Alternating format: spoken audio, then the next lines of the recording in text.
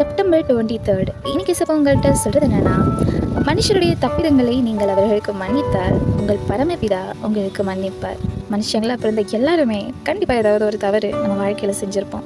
நம்ம யாருமே இங்கே பர்ஃபெக்ட் கிடையாது. நம்மள சிலர் நம்ம செய்த தவறுகளை ரியலைஸ் பண்ணும்போது உடனே போய் மன்னிப்பு கேட்போம். So asking sorry is somewhat easy. But இதே தப்பை நம்ம ஆப்போசிட்டில் இருக்கிற பர்சன் பண்ணாங்கன்னா அப்போவும் நம்ம அவங்கள மன்னிப்போமா? இஃப் நம்மளோட க்ளோஸ்ட் ஒன்ஸ், ஃபேமிலி இல்லை யாரோ ஒருத்தங்க நம்மளை ஹர்ட் பண்ணி நம்மளை ஏமாற்றிட்டாங்க, இல்லை நம்மளுக்கு அவ்வளோ கெடுதல் செஞ்சு நம்மளை அப்யூஸ் பண்ணி நம்ம வாழ்க்கையில் அநியாயமான காரியங்களை செஞ்சவங்களை நம்ம மன்னிப்போமா? 90% ஆஃப் மக்கள் மன்னிக்க மாட்டோம். அவங்க எனக்கு விரோதமாக என்னெல்லாம் செஞ்சாங்க தெரியுமா, அவங்களால என் வாழ்க்கையே நாசமாக போச்சு, என் வாழ்க்கையில் நான் அவங்கள மன்னிக்கவே மாட்டேன்னு ஒரு வைராக்கியத்தில் இருப்போம். ஆனால் ஏசப்பா எப்படிப்பட்டவர் தெரியுமா? அவர் தன்னுடைய அன்பாலையும் பிறரை மன்னிக்கிற குணத்தினாலையும் இந்த உலகத்தையே ஜெயித்தவர். விபச்சாரி என்ற மனுஷங்களால் கல்லெறியப்பட்ட ஒரு பெண்ணை மன்னித்து இனி பாவம் செய்யாதுன்னு சொல்கிறார்.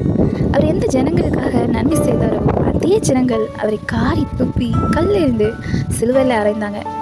ஆனால் அப்போ கூட அவர் மனதில் கோபமோ பகையோ இல்லை. அந்த நொடியில் கூட இதாவே இவர்களை மன்னியும், இவங்க என்ன செய்கிறாங்கன்னு தெரியாமல் செய்கிறாங்க, மன்னிச்சிருங்கப்பான்னு வேண்டிக் கொள்கிறாரு.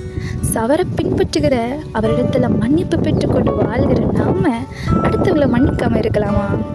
சும்மா பேருக்கு நான் கிறிஸ்துவன்னு வாழாமல் நம்ம வாழுற வாழ்க்கையில் பிறரை மன்னிக்கிறதுலேயும் அன்புலையும் கிறிஸ்துவை பிரதிபலிப்போம்.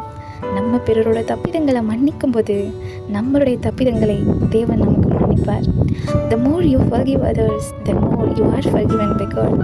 Have a blessed day.